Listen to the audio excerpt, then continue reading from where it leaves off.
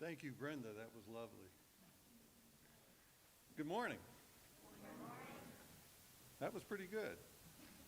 I'm Dale Johannesmeyer, and I'm an elder here at Scots Kirk. On behalf of the session here and Pastor Jim Mitchell, I'd like to welcome all of you here. We do have a lot of people here, and that is wonderful to see. And we still have some who are watching virtually. Welcome to you also. We hope to have you back here very soon. On that note, I would like for you to keep the session in prayer. We are meeting tomorrow evening, and we'll be discussing when do we see the end of the COVID restrictions, when do we start easing things. So please keep that in your prayers. And I call your attention to the bulletin where there are a number of important announcements. Before we begin today, we need to prepare our hearts for worship, and we need to make sure that we take care of the things that clutter our minds and our hearts, because we're going to worship the Lord our God, our Savior, Jesus Christ. And we should do that with open, loving hearts. So please take a few moments to prepare yourselves for worship.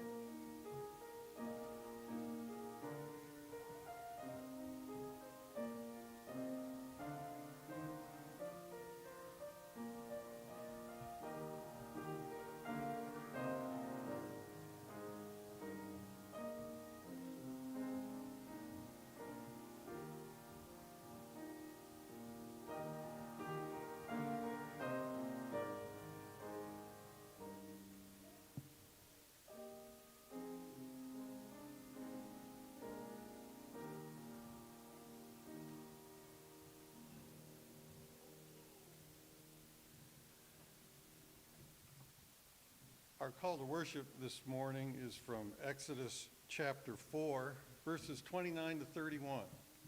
To put this in context, at this time Moses had fled Egypt, and he had received the powerful signs and messages from God.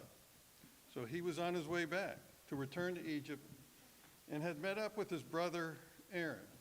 The verses begin here. Hear the word of God. Then Moses and Aaron went and gathered together all the elders of the people of Israel. Aaron spoke all the words that the Lord had spoken to Moses and did the signs in the sight of the people. And the people believed. And when they heard that the Lord had visited the people of Israel and that he had seen their affliction, they bowed their heads and worshiped. Amen. Fellow believers in Christ, the Lord God has seen our affliction and has sent Jesus Christ to save us. Praise God. Let us worship him. We begin then by standing and singing our first hymn, a hymn of God's perfection, number 4 in the Trinity hymnal. All praise to God who reigns above. The words are included in the bulletin. Please stand.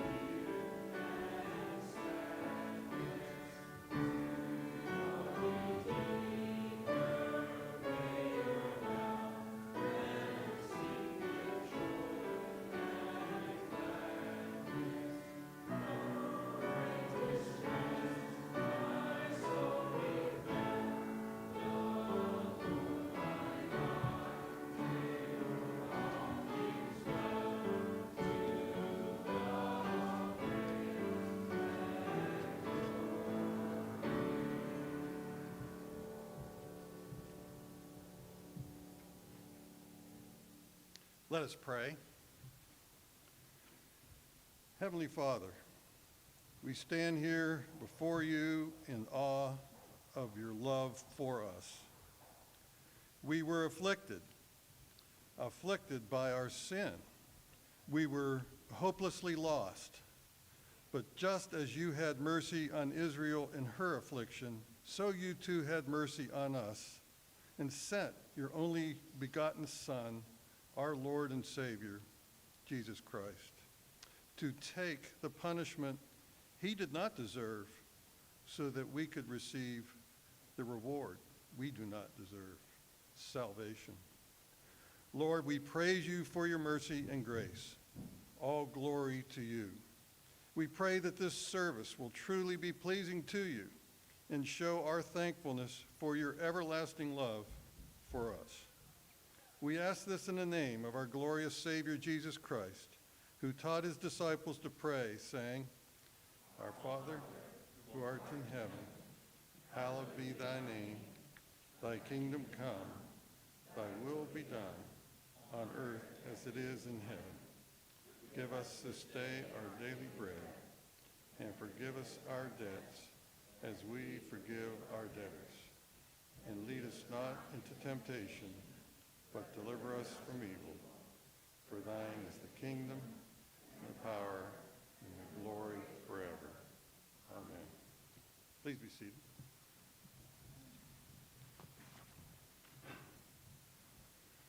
For our confession of sin, let us pray together, reading the words printed in your bulletin. Blessed Jesus, to enrich me will not diminish your fullness. All your loving kindness is in your Son. I bring him to you in the arms of faith. I urge his saving name as the one who died for me. I plead his blood to pay for my debts of wrong. Accept his worthiness for my unworthiness, his sinlessness for my transgression, his purity for my uncleanness, his sincerity for my guile, his truth for my deceits, his meekness for my pride, his constancy for my backslidings, his love for my enmity, his fullness for my emptiness, his faithfulness for my treachery, his obedience for my lawlessness, his glory for my shame, his devotedness for my waywardness, his holy life for my unchaste ways, his righteousness for my dead works, his death for my life. In your name we pray, O Christ our Savior. Amen. For our assurance of pardon, I will read from Isaiah chapter 1, verse 18. Come now, let us reason together, says the Lord. Though your sins are like scarlet, they shall be as white as snow. Though they are red like crimson, they shall become like wool. Praise God for his mercy and grace. Please stand for our confession of faith. It's from the Heidelberg Catechism, question 1. I will read the question and we will read the response together. What is your only comfort in life and in death? That I, with body and soul, both in life and in death, am not my own, but belong to my faithful Savior, Jesus Christ, who with his precious blood has fully satisfied for all my sins and redeemed me from all the power of the devil, and so preserves me that without the will of my Father in heaven, not a hair can fall from my head. Indeed, that all things must work together for my salvation. Wherefore, by his Holy Spirit, he also assures me of eternal life and makes me heartily willing and ready from now on to live unto him. Please be seated. And now it's time for that special time, our children's sermon with the Elder Joel Reed. Good morning. All right. If we want to sit down on the floor too, we can do that. Or we can just share chairs. We're all good with that. Okay. All right. So, in our scripture reading today that you're going to hear later on, we're going to hear about a nobleman. Do you know what a nobleman is? A nobleman is somebody who has a lot of authority. And this guy was in charge of armies. He could tell people to go here, go there, and whatever. But he had a servant who was very sick. And Jesus was coming into town. And he said to the leaders of the church, go to Jesus and tell him that I have this servant who is sick and I know he can heal him. And the members of the church went to Jesus and they said, this guy's very important. You need to go there and you need to go ahead and heal that servant. And Jesus said, okay. So he went. And as he was going there, something amazing happened. The centurion sent men to Jesus and said, no, don't come to my house. I'm not worthy to have you in my house. I went to these officials of the church to ask you to heal my servant. I know you can do it. You don't have to be here in person to do it. But please, don't come. I'm not worthy to have you here. And Jesus said, such great faith I have not seen in Israel. It's very important for us to remember Jesus died for our sins and rose again on the third day. And you know what? He is here with us, even if we can't see him. He loves us, and he does great things through us and to us. Let's pray. Dear Heavenly Father, we do thank you. We thank you for the gift of your Son, for the life that he gives, that we can spend eternity with you. In Jesus' name we pray. Amen.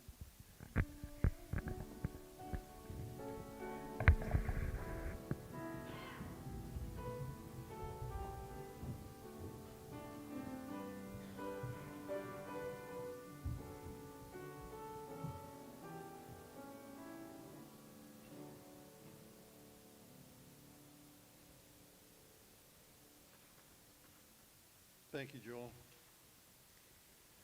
Our scripture reading this morning is Psalm 28, all 9 verses. It's a psalm of David, where he first asked to be heard by God, and then asked to be spared the fate of the wicked. He then praises God for hearing and answering his prayer, and finally he praises the Lord for saving his people. Hear the word of God. To you, O Lord, I call, my rock. Be not deaf to me, lest if you be silent to me, I become like those who go down to the pit. Hear the voice of my pleas for mercy, when I cry to you for help, when I lift up my hands toward your most holy sanctuary. Do not drag me off with the wicked, with the workers of evil, who speak peace with their neighbors, while evil is in their hearts. Give to them according to their work and according to the evil of their deeds. Give to them according to the work of their hands. Render them their due reward. Because they do not regard the works of the Lord or the work of his hands, he will tear them down and build them up no more. Blessed be the Lord, for he has heard the voice of my pleas for mercy. The Lord is my strength and my shield. In him my heart trusts, and I am helped. My heart exults, and with my song I give thanks to him. The Lord is the strength of his people. He is the saving refuge of his anointed. Oh, save your people and bless your heritage. Be their shepherd and carry them forever. The grass withers, the flower fades, but the word of our God will stand forever. Amen.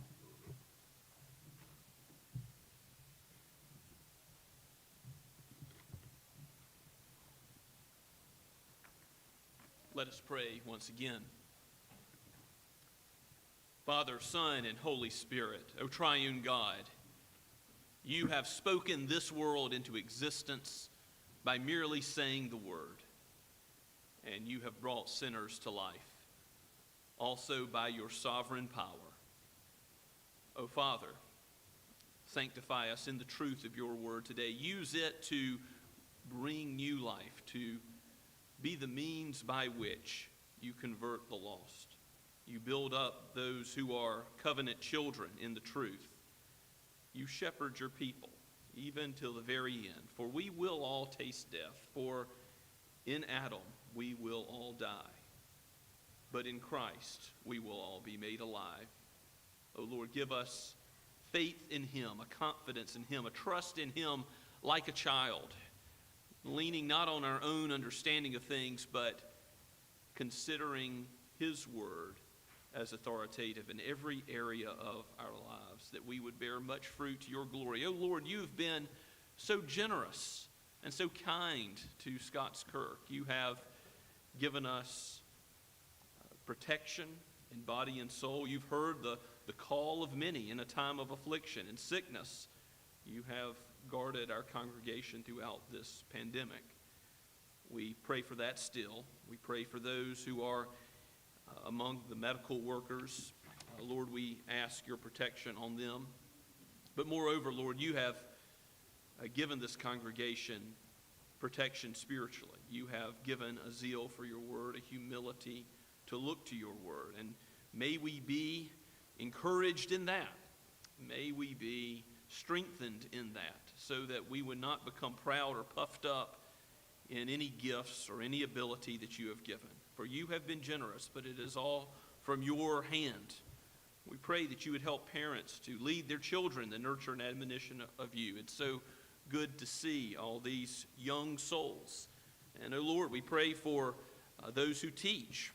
Father, we ask for, if it be your will, a resumption of Sunday school soon. We think of the ministries in the broader church, to Von Clarkin and the camps and the retreats and all that you may have in store. We pray for the strengthening of your flock through the ministry of the word, that you would even open up opportunities for missions and short-term trips, that you would call from amongst our number some to the mission field for full-time work. Lord, we pray for those who are on the mission field today. We ask for your care for them, for the hospital in Sahiwal, Pakistan, for the Ackermans particularly. We pray for their leadership, and we thank you for Keith and how you've blessed him for this task. We pray for the ministry of that hospital to go forth with deeds of love and mercy and the truth of the gospel. Father, we pray for the Pikes in France, and also, Lord, for the Allers' new work as a part of Bridge Europe. We ask for your care to be with the Goodmans and bring them back to Wales soon as they are here in the United States. Open the door so that that ministry might resume. Father, as we consider your word today, we know that all over the world, people of every nation, tongue, and tribe, in Asia, in Africa, in Europe, in this country, there are believers worshiping you, humbling themselves, because you have united us, not according to any socioeconomic standing or political creed, but according to the work of Christ. We are one in him, and we praise you for that. Help us to exemplify that in our lives and how we relate to our neighbors. Give us a open hospitality towards those that you have put in our path, our co-workers, those that you have placed alongside us in our neighborhood, and then in our lives, whether they be family members near or far. Lord, let your gospel affect how we live, that we would bear much fruit to the praise of your glorious grace. Lord, be with those who are leading in the nation. We do pray for wisdom for them, that you would restrain any acts of evil, that you would cause them to praise the good. We pray for our Congress, for our president, for the Supreme Court. Oh Lord, we long to see a day when Evil will not be called good where the unborn are protected. Let this end. We long to see justice endure in our time. Father, we pray that you would be with local leaders, that you would help those who make decisions regarding the pandemic, that they would be wise, that they would be pleasing to you, that they would not be simply to look to man, but also to look to your standards. We thank you for the freedom we've had to worship throughout this whole year and last year. And we thank you, Father. We know this is not something to take for granted. Give us endurance if there is persecution in our time, but also let us give thanks to you that you have brought us to your house. You have given us life and breath. You've given us this opportunity for as long as we live, for our mouth to sing your praise. And we give you thanks for that. Help, Lord, those you've called and generously given gifts to in our diaconate session to lead with the wisdom from you from on high. Help us as we consider things tomorrow as a session. Help our presbytery and our denomination. Lord, we know that it takes intentional effort and focus to be faithful to your word. Help us to not drift away into any other teaching, but found us upon Christ, the solid rock, for all other ground is sinking sand, that we would abide in him and his word as the Associate Reformed Presbyterian Church. Give us wisdom as we meet together this summer for Synod, and help us to be ever reforming to your word and to be satisfied with nothing less than what Christ has spoken in it. We thank you for your word, for this time together today, and all these things we pray in our great King and Shepherd and Guide and Friend, in the name of Jesus himself. Amen. As we continue to worship this morning, let us stand and sing once again the hymn of God's power, How Great Thou Art, which is printed in your bulletin.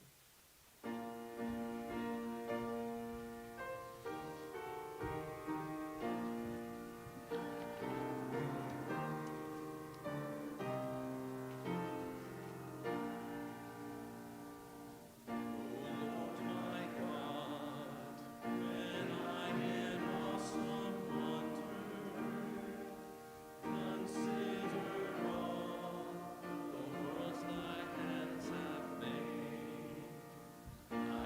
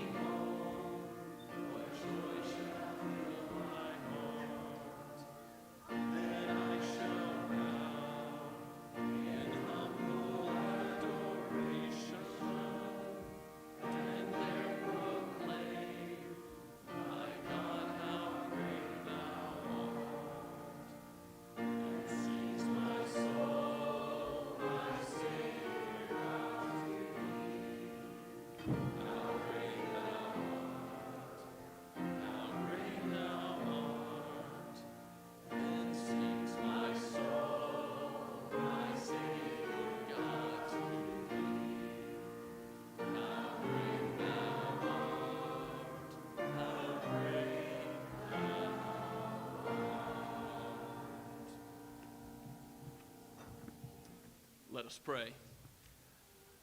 Father in heaven, we give you thanks for your mighty power and your rule with Christ's authority being shown over all the earth. We are in him, his church, protected.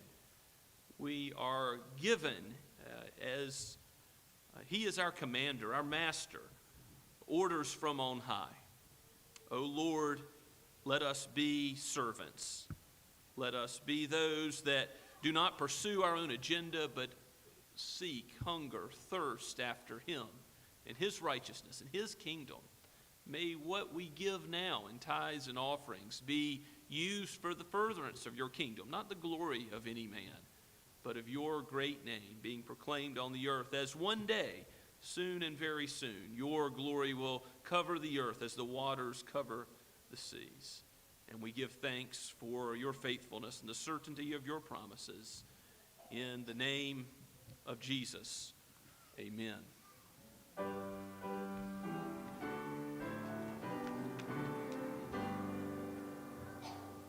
Praise God from whom all blessings flow. Praise him, all creatures near below.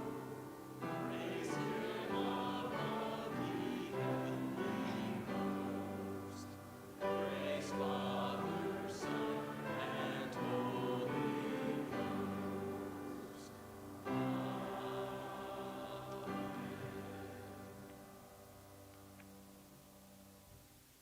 Please be seated and take your copy of God's Word and open with me once again to Luke's Gospel. We are in Luke chapter 7 this morning, looking at the first 17 verses where Jesus has just finished preaching his famous Sermon on the Plain, which corresponds roughly to the Sermon on the Mount in Matthew's Gospel. In chapter 6, we have heard Jesus proclaim God's Word. And now in chapter 7, we're going to see something of his mighty power shown and displayed in works of miracles again. And these are, in some ways, more astounding than the miracles that have come before, if that can even be said. Hear God's Word as it is penned by Luke and breathed out by the Holy Spirit for each of us. This is Luke chapter 7, verse 1. And after he, that is Jesus, had finished all his sayings in the hearing of the people, he entered Capernaum. Now a centurion had a servant who was sick at the point of death, who was highly valued by him. When the centurion heard about Jesus, he sent to him elders of the Jews, asking him to come and heal his servant. And when they came to Jesus, they pleaded with him earnestly, saying, "He is worthy to have you do this for him, for he loves our nation, and he is the one who built us our synagogue." And Jesus went with them. When he was not far from the house, the centurion sent friends, saying to him, "Lord, do not trouble yourself, for I am not worthy to have you come under my roof. Therefore I did not presume to come to you, but say the word, and let my servant be healed. For I too am a man set under authority, with soldiers under me, and I say to one, 'Go,' and he goes, and to another, 'Come,' and he comes, and to my servant, 'Do this,' and he does it." When Jesus heard these things, he marveled at him, and turning to the crowd that followed him, said, "I tell you, not even in Israel have I found such faith." And when those who had been sent returned to the house, they found the servant well. Soon afterwards, he went to a town called Nain, and his disciples and a great town went with him. As he drew near to the gate of the town, behold, a man who had died was being carried out, the only son of his mother, and she was a widow. And a considerable crowd from the town was with her. And when the Lord saw her, he had compassion on her and said to her, "Do not weep." Then he came up and touched the bier, and the bearers stood still. And he said, "Young man, I say to you, arise." And the dead man sat up and began to speak. And Jesus gave him to his mother. And fear seized them all. And they glorified God, saying, "A great prophet has risen among us, and God has visited his people." And the report about him spread through the whole of Judea and the surrounding country. Let us ask for God's help.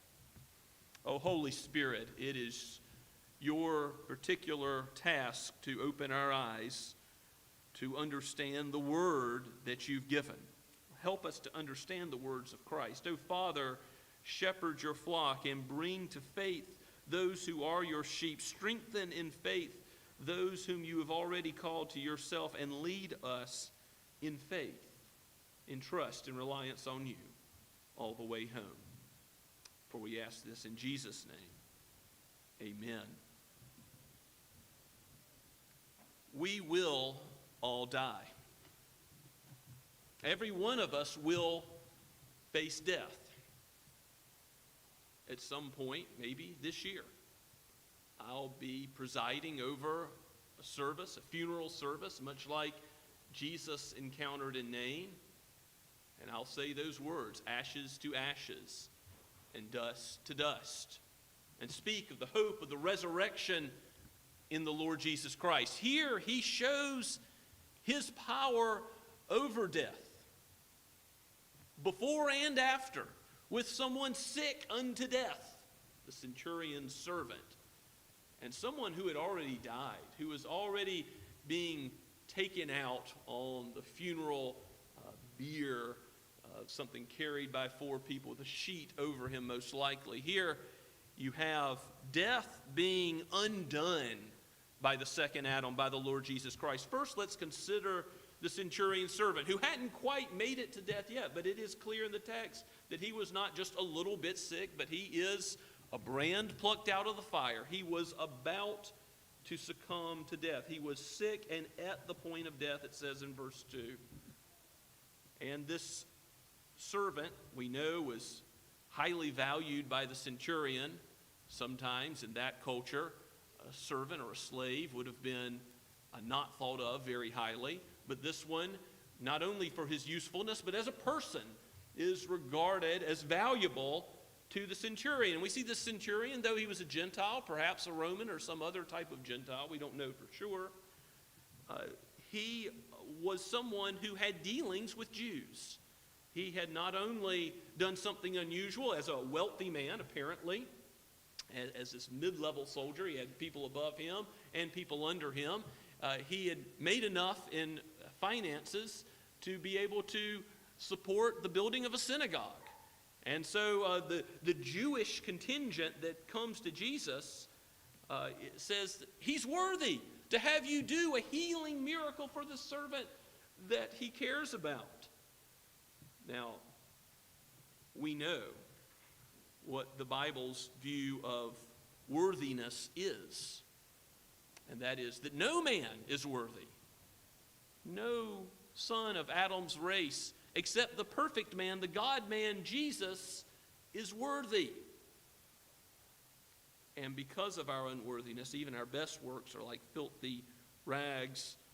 We know that this is not the reason that Jesus does what he's asked. But without comment, without arguing or debating, Jesus, out of compassion for this one who is at the point of death, says in verse 3, when the centurion heard about Jesus, he sent to the elders of the Jews, asking him to come and heal his servant. And when they came to Jesus, they had pleaded with him earnestly. And Jesus responds to their earnest pleas, even though this statement of worthiness about him loving the nation and building the synagogue in verse 5 is not at the top of Jesus' list of reasons to do this thing. He is compassionate on this one. And he goes with them. It says in verse 6, and when they're not far from the house, the centurion sends another group out of friends who come out to meet Jesus. Perhaps they're all trying to stay in the house, but this man is at the point of death, spending these last valued moments with him. And Jesus receives this other group of friends who give a message from the centurion. Now, interestingly, in Matthew's account, Matthew chapter 8, verse 8, it says that the centurion replied to Jesus.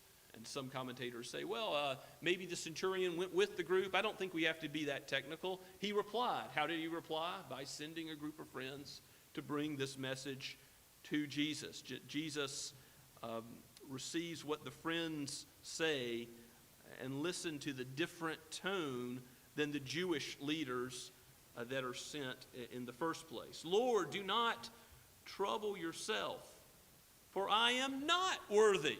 He says explicitly the exact opposite of what the first Jewish delegates had said who wanted to persuade Jesus to come under his roof. He says, don't come under my roof. It would have been unusual, certainly for a Jew, to have dealings with Gentiles under one roof, in the same house. Maybe the centurion thought this would make Jesus unclean. But we'll see that Jesus is not made unclean. He's not tainted by touching a leper, by touching the dead who's being carried out for a funeral procession, by touching a Gentile, by eating and drinking with sinners. No, Jesus is not made unclean by our uncleanness. This Gentile is right, that he is not worthy to have Jesus come under his roof, but neither are we. None are worthy. We are all dead in sin, and the wages of sin is death.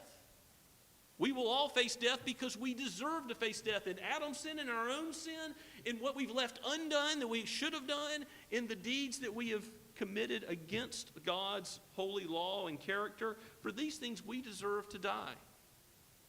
And this centurion knows that reality. He says that he understands authority in his military structure. He's commanded to do things, and he has to do it instantly, immediately. And he tells others to do things, and they must do it. They must come and go, as he says. And he says, Jesus, you have such authority over all that you have made, that this presumes that the body and the soul of this servant is the creation of Jesus, is under the rule of Jesus. And this most astounding miracle is that Jesus heals him without assessing his condition, doesn't look at him. It's a long-distance miracle. Jesus already knows. And interestingly, the centurion has such trust and faith and confidence in Jesus. He already knows that Jesus knows the condition and is able to heal it. That's what's so amazing about this healing of this one who is sick unto death. And so Jesus has healed many people. We've already seen his power displayed over and over again in the Gospel of Luke, and this won't be the last time. But this is something where we are told that Jesus marvels. He is amazed, depending on your translation in verse 9. Jesus heard the centurion's response about authority and how you don't have to come under my roof. You can just tell him to be healed and he'll be healed. And he says, I'm amazed at that faith, that even amongst Israel there's not such faith. And so this Jewish crowd that's around him is being told, observe this superior faith of a Gentile. One you might have written off, one that you might think would be an outcast, one that you might be surprised, a Roman oppressor, one who is collaborating with the enemy. Indeed, he is one of Christ's sheep. He is blessed, and not of his own doing, not of his own worthiness, but by the worthy one. He has faith, confidence in who Jesus is and what he came to do, in his authority over all flesh, over body and soul. When the servants who had been sent returned to the house, we don't know the details of the healing, what the condition was, what the solution was, but they find the servant who was sick unto death well, completely and totally healed. So it is that Jesus has the power over death before it comes. But what do you know, in the next account, as Jesus raises this man from the dead, and it's a widow's son, that we see his power over death on the other side. That Jesus is Lord over time, has the power over life and death either way. Soon afterwards, it says he went to a town called Nain in verse 11, and a great crowd went with him. They're seeing miracles. They've heard his authoritative teaching. They've seen the preacher of preachers, and now they're seeing the healer, the great physician, do his work. But I bet they were still surprised at what follows in Nain. As he drew near to the gate of the town, behold, a man who had died was being carried out. He was on that funeral bier, this plank that's being carried probably by 4 men. And the only son of his mother, we're told, she was a widow, sees this horror of death taking place in a reversed way, which we all know is unusual and not the way it should be, where a child predeceases their parents. And she was a widow, so this would have been not only just emotionally traumatic, but this would have been something that would be an economic hardship, because she probably is dependent on this one son for being able to provide for herself. She may be relegated to begging without him.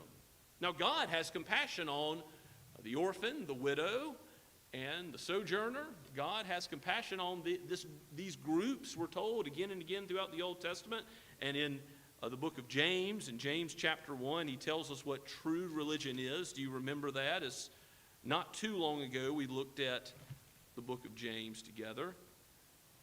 It says in the end of chapter 1, religion that is pure and undefiled before God the Father is this: to visit orphans and widows in their affliction, and to keep oneself unstained from the world.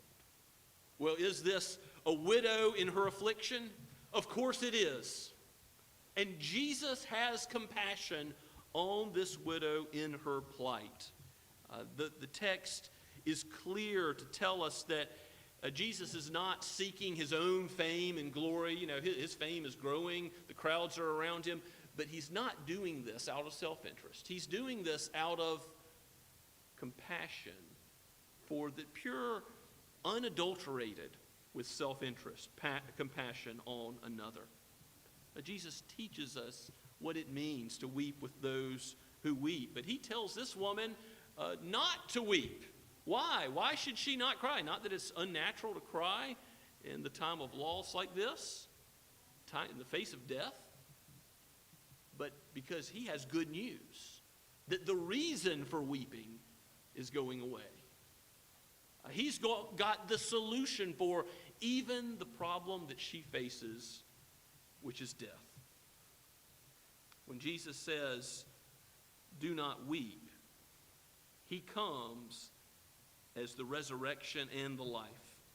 Just as in other places in the scripture. In John 11, he heals Lazarus, who had been dead in the grave for 4 days. He had begun to rot, and yet Christ raised him from the dead and showed his power over life and death. Here, he goes before this young man and speaks a word. "Young man, I say to you." This is the God who spoke all things into existence. Remember, in the beginning was the Word, and the Word was with God, and the Word was God. John 1:1, Jesus is the God who spoke all things in this universe into existence. And so he has the power over this young man and his body.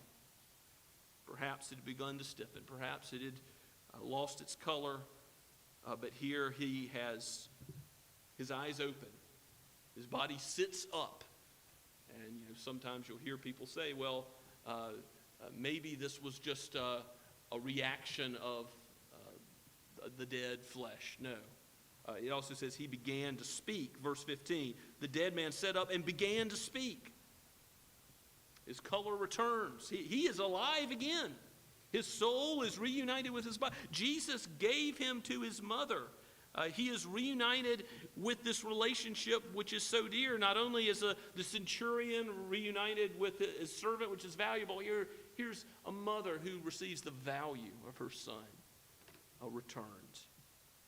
And probably the Old Testament knowledge in the crowd would have been sufficient to know that this is like what Elisha did. This is like what Elisha did with the Shunammite woman. You can read about that in 2 Kings 4, 18 through 37. Or this is what Elijah did. Is Elijah healed a woman's son, raised him from the dead in 1 Kings 17. And these miracles that were wrought by the Old Testament prophets do have a lot of parallels. If you read them, it'd be a good use of your time this Sabbath afternoon or evening.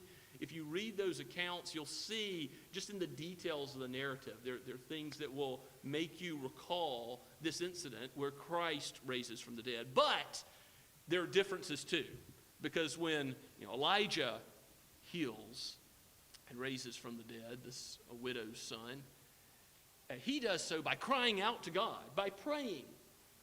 Christ doesn't call out to the Father, though he could have done that. Instead, he says the word. He shows his authority, just as he showed his authority, his power, his might to the centurion, and he healed from death beforehand from a distance. Here he shows his divinity in how he heals, his authority. It's on a whole nother level, but the people say, what kind of prophet is this? They're filled with fear, and they say, God has visited us, and that word for visitation can be to visit in a good sense, to be merciful, to bless, but it also can mean to visit in judgment. But here, it's clearly to bless. Jesus has visited his people. God has visited his people. They recognize that God is at work, but they think that Jesus is a great prophet. They think that he has done something like Elisha or Elijah. They don't understand he's the prophet of prophets. He's where every other prophet got their inspired word. He is one with the Spirit who has inspired all Scripture. He is one with the Father who has created all things. And so this report of Jesus' fame goes forward. But not all know who Jesus is. Do you know the one who is the resurrection and the life? You will die. One day we will all have to face death.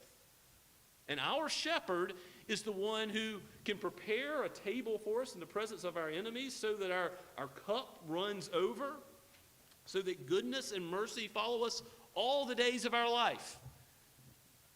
He tells us not to weep because if we believe in him, though we die, yet shall we live. This is what it means to be the victor over death. In 1 Corinthians 15, the Apostle Paul, in the resurrection chapter, goes on and on about what Christ has done as the first fruits, how he has shown himself to be the victor over death in resurrecting his own body. But it gives us confidence for what is to come. And that beautiful picture at the end of Revelation of a new heavens and a new earth where every tear will be wiped away. Paul says in 1 Corinthians 15, verse 54, when the perishable puts on the imperishable, speaking of our resurrection bodies, and the mortal puts on immortality, then shall come to pass the saying that is written, death is swallowed up in victory. O death, where is your victory? O death, where is your sting? The sting of death is sin, and the power of sin is the law. But thanks be to God who gives us the victory through Jesus Christ our Lord. We have victory over death. The death of death is in the death of Christ. Because he has been raised from the dead, we can know that we will be raised too. God has already visited us in a way that gives us our only comfort in life and death. Death that I, with body and soul, belong to who? The one who has showed his power, my faithful Savior, the Lord Jesus Christ. And I have to ask, is this the Christ that our neighbors know? Because I think many think about Jesus like they think about Rasputin or some other historical figure who seems to have done amazing things. And they see something on television or some documentary and they think, well, Jesus has apparently done some amazing things. Jesus has said some amazing things. But do they understand him as a great prophet? Do they think this is strange what Jesus has done? Or do they understand the Jesus of history? The Jesus who healed by just saying the word, and then it occurred. The Jesus who, on the other side of death, time and again raised the dead and comforted those in affliction, was compassionate on those who knew their unworthiness. Do you know your unworthiness today?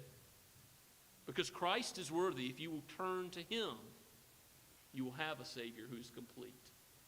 This is who we need to present to our non-Christian neighbors, to those in our community who haven't looked enough at Jesus. Show them the Word, show them where our confidence lies, and show them who Jesus truly is, the victor over death, the resurrection, and the life.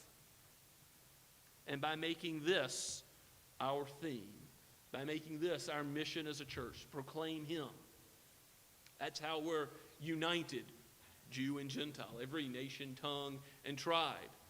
Whatever socioeconomic differences we have, people who are despised by the world, the widow, God has compassion on them. God has shown compassion to this body. God has given this body the ability to unite around the Savior, the Lord Jesus Christ, and give him the glory. Don't get distracted from that. Worship him for his worthiness. And so don't fear your own unworthiness, because it is by your unworthiness, your mourning over your own sin, that you can take joy in the one who is righteous. Joy in the one who has victory over death. Let's pray together. Oh God, give us faith like this centurion of old, a faith that knows who you are, trusts who you are, believes in who you say you are in your word. There's no one greater by which you can swear than yourself. You have told us the truth. You've told us that where you've gone, you've prepared many mansions, many rooms, that we might abide with you and before your face live forever. Help us to keep our eyes fixed on the author and finisher of our faith, for nothing to distract us in this world, for nothing to draw our attention that moth and rust destroy, which will fade away. O Christ, show us your power. Let it change our relationships with others. Let it be our song and our praise, that others might be drawn to this Savior, this all-glorious, all-worthy one. For it is in Christ's name we pray. Amen. Now let us give God praise once again, singing, "My hope is built on nothing less." Let's stand as we sing.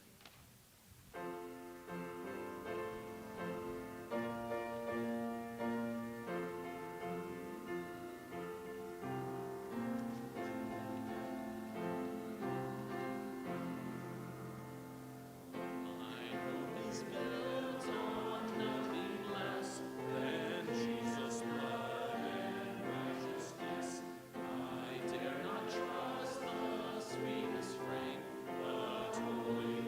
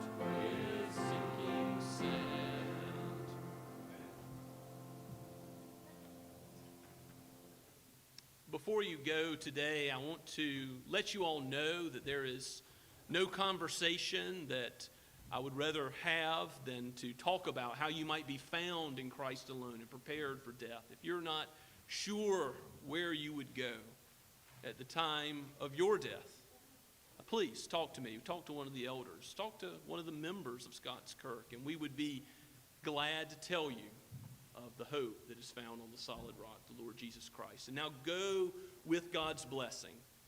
May the grace of the Lord Jesus Christ and the love of God the Father and the fellowship of the Holy Spirit be with you now and forever. Amen and amen.